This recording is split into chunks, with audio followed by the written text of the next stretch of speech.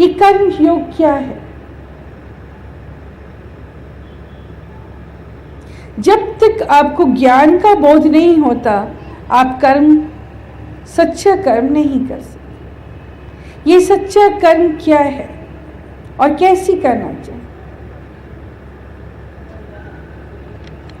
बच्चों, सच्चा कर्म करने के लिए आपका मन सच्चा होना बहुत जरूरी है।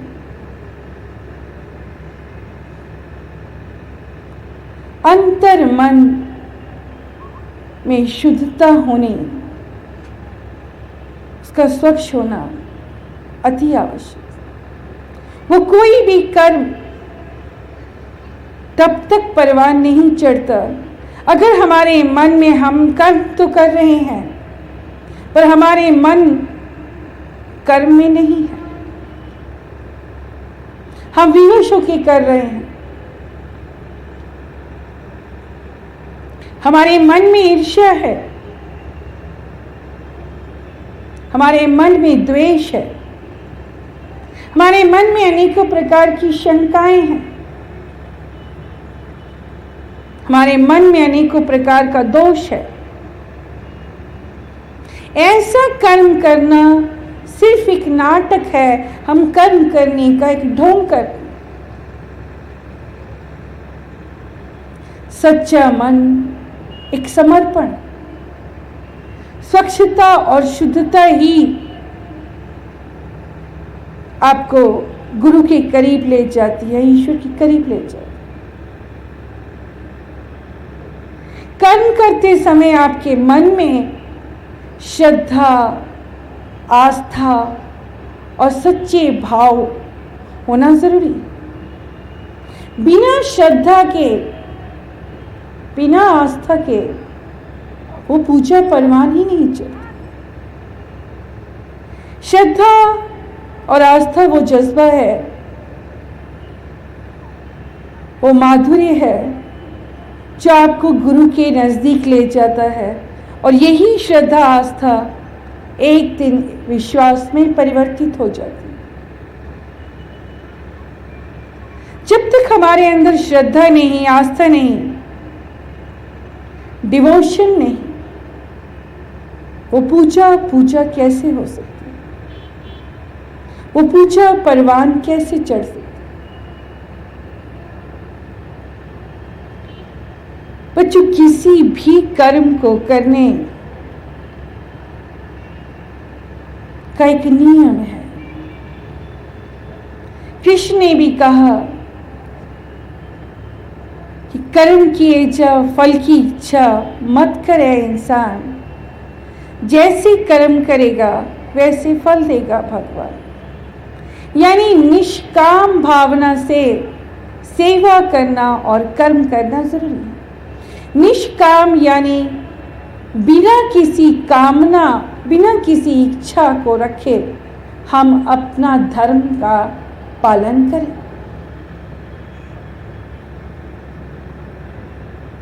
हमें सेवा मिली, गुरु ने कोई सेवा सौंपी, हम बिना कामना किए खुशी खुशी अपने भाव से, श्रद्धा से, आस्था से हम वो सेवा कर रहे हैं। हमारा मन शुद्ध है, हमें आनंद आ रहा है, हमारे मन में कोई ऐसी भावना नहीं है कुछ लेने की। तो सच मानिए, बिन मांगी मोती मिले और मांगी मिले न भी।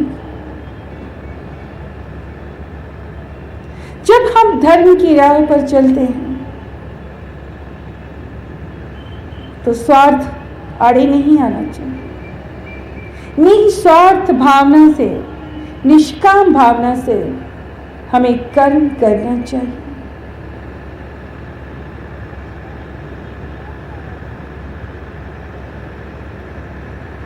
बच्चों, कर्म करते समय एक और बात का भी ध्यान रखना चाहिए कि हम गुरु की आज्ञा का पालन करें। गुरु ने हमें जो निर्देश दिया है, जो शिक्षाएं दी हैं, उन शिक्षाओं के अनुरूप ही हम कदम बढ़ाएं, उससे बाहर ना जाए। हमारा आचरण मर्यादित होना चाहिए। गुरु ने जो रेखाएं खींच दी धर्म की, हमें उतना ही पालन करना है।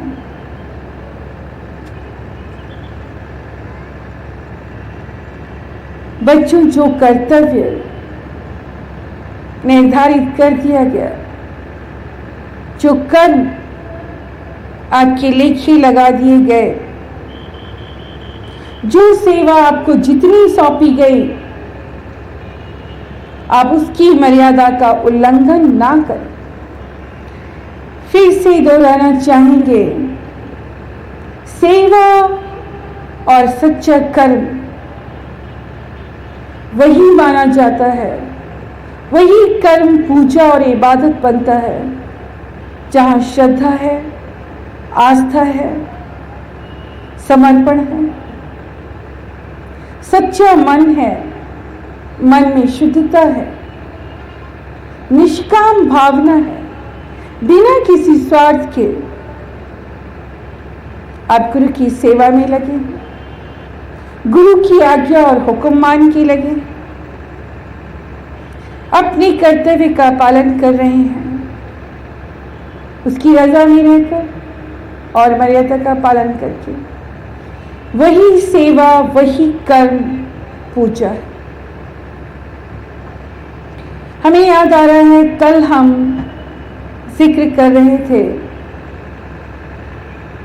कि इंतजार बहुत बड़ा तप है। हम एक माँ भी हैं और एक गुरु भी, और इस हक से, इस रिश्ते से हम स्वतः आप सबको सेवा दे देते हैं। क्या आपने इस शहर में ये प्रोग्राम करना, इस प्रोग्राम का आयोजन करना, ये एक सच्चा कर्म, एक ऐसा कर्म जहां अनेकों हजारों लोगों के कष्ट दूर होते हैं, उनके शारीरिक, पारिवारिक, सामाजिक, आर्थिक अनेकों कष्टों से उन्हें छुटकारा मिलता है। आज संसार पीड़ित, जिन्हें हम अपना मानते हैं, अपना समझते हैं, उन्हें हक के साथ ये सेवा, और वो बच्चे इस सेवा की तैयारी में 2-4 महीने से जुट जाते हैं।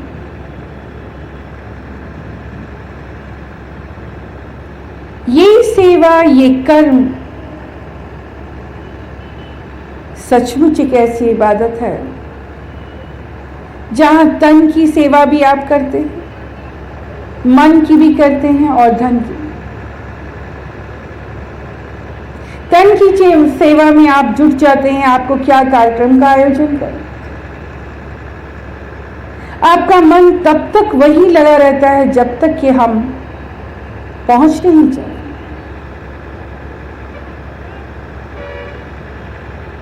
आपका चित्त हमारे इंतजार में, आप उल्टी गिनती गिनने लग जाते हैं, अब इतने दिन रह गए हैं, अब ये तैयारी करनी है। यानी जहां हमारा चित्त में गुरु का ख्याल हो, गुरु के प्रति कर्म करने का जज्बा हो, उसी का ध्यान, हम उसमें लग जाते हैं। ये इबादत है। बच्चों, जहां प्रेम, श्रद्धा जितनी बढ़ती है, हम उतनी ही तैयारी, उतना ही प्रयास, उतनी ही लगन से हम उतने ही अपने इष्ट के करीब हो जाते हैं।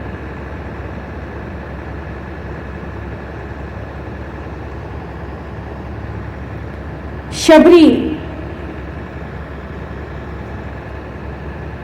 जो शबर जाति में जिसने जन्म लिया, कहते हैं इस जात के लोग कुरूप होते हैं, सुंदर नहीं होते।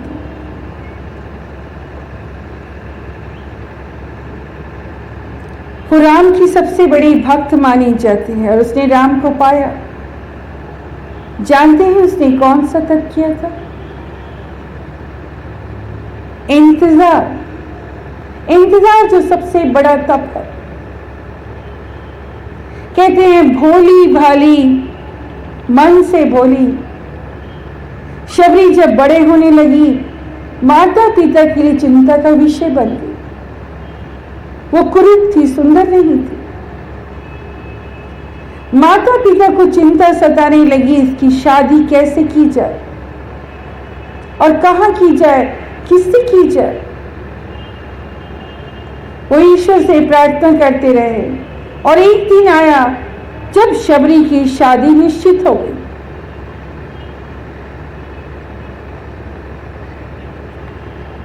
शबरी का विवाह रात के अंधेरे में किया गया और रात को ही डोली विदा कर दी गई।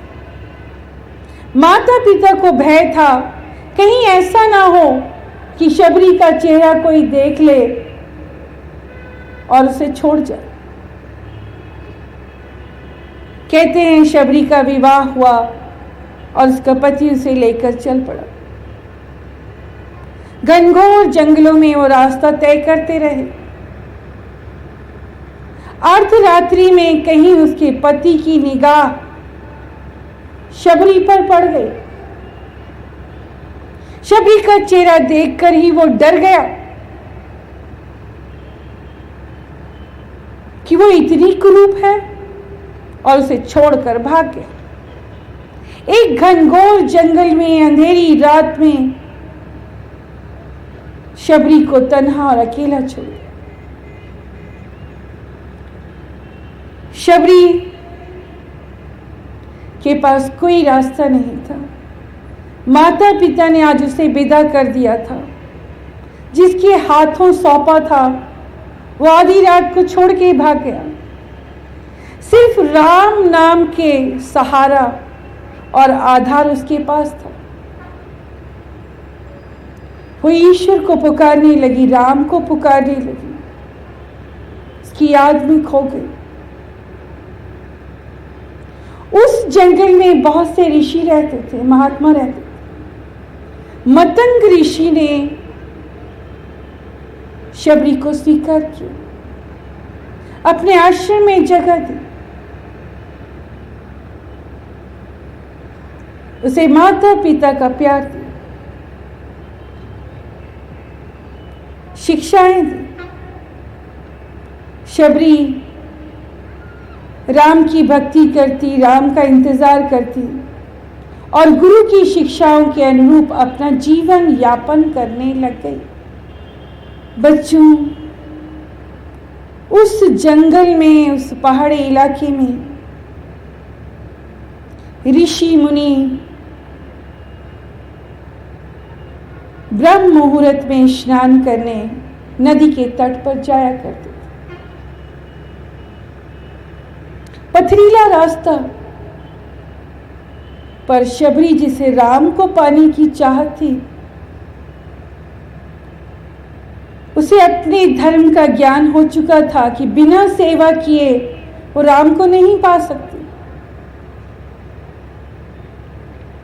वो रात के अंधेरे में सारी रात बैठकर उस राह के कंकड़ बिना करती, चुनती, जिस राह से ऋषि मुनि ब्रह्म मुहूर्त में स्नान करने जाते।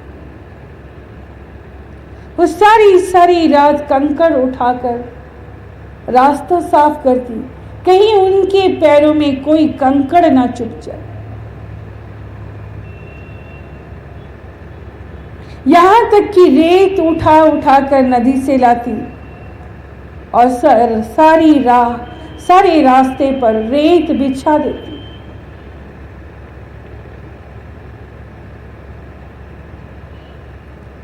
क्योंकि राम का इंतजार था, राम को पाने की चाहत। जिसे भी राम को पाने की चाहत होगी, यकीनन वो सच्चे मन से सेवा करेगा। उसके भक्ति भाव बढ़ते चले गए, उसे सुख और आनंद मिलता इस सेवा में।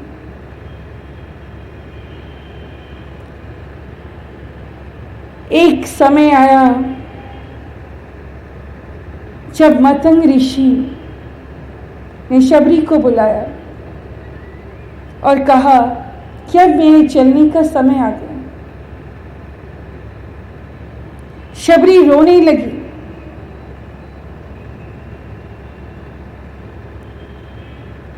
उसका आसरा उसका गुरु था, जिसने उसे माता पिता का प्यार दिया था।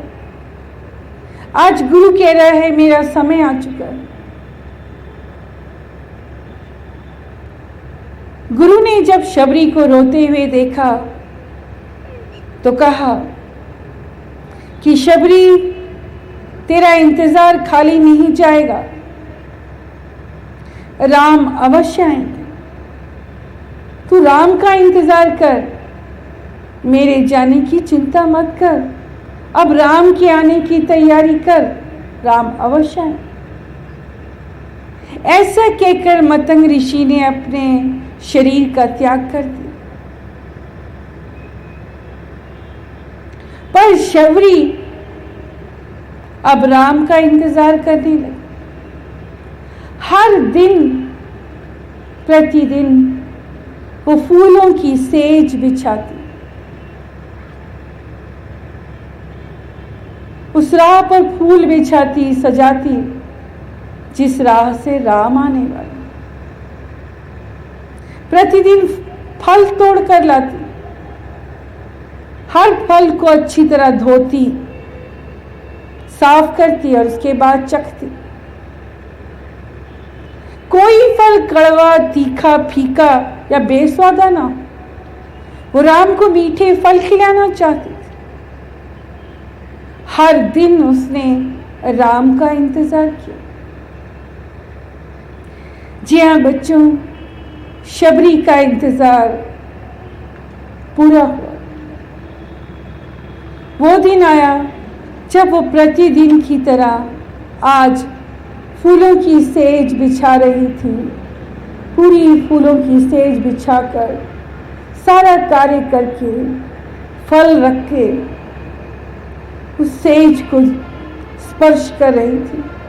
अंतर मन से ऐसे भाव उठ रहे थे और रो रही थी, कहीं ऐसा ना हो मेरे राम आ जाए।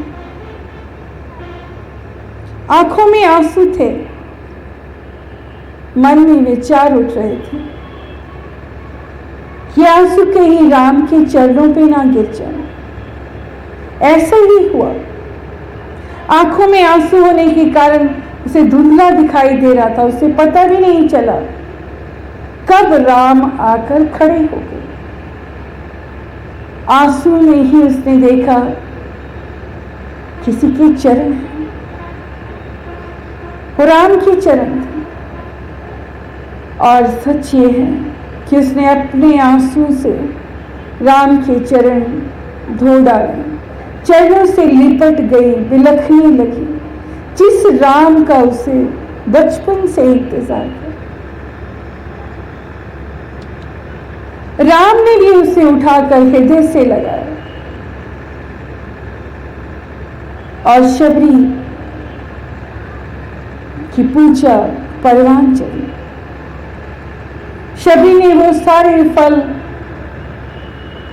जो राम के लिए चख कर रखे थे, स्वयं राम को खिला रही थी। उसे होश नहीं थी। उसकी इमरान की मोहिनी सूरत को, तेजस्वी सूरत को वो निहार रही थी। उसमें खो गई थी, रम गई थी। राम भी उसका प्यार देखकर, उन्हें भी ये होश नहीं कि वो कहाँ है।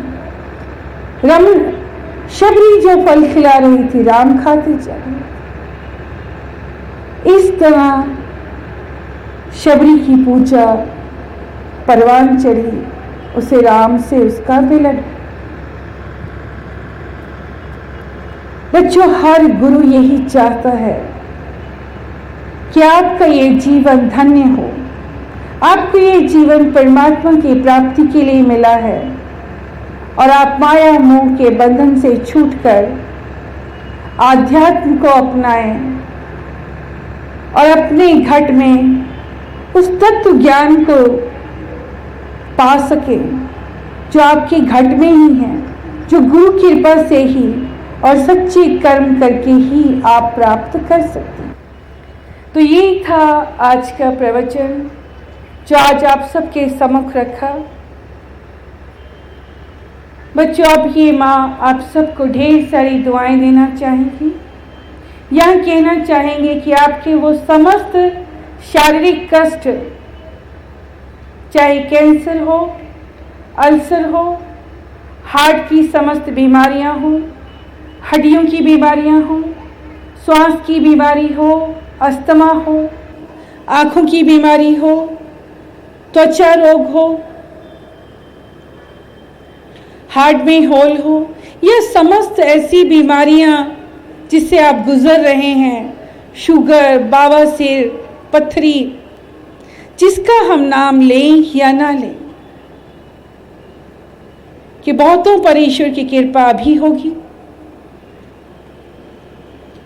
और बहुतों को जल पीकर इस असाध्य रोग से छुटकारा मिलेगा। ठीक इसी प्रकार आपके सामाजिक, पारिवारिक, आर्थिक और आपसे जुड़ी हुई आपकी अनेकों समस्याएं मात्र जल के सेवन से ही दूर हो जाएंगी। धन्यवाद।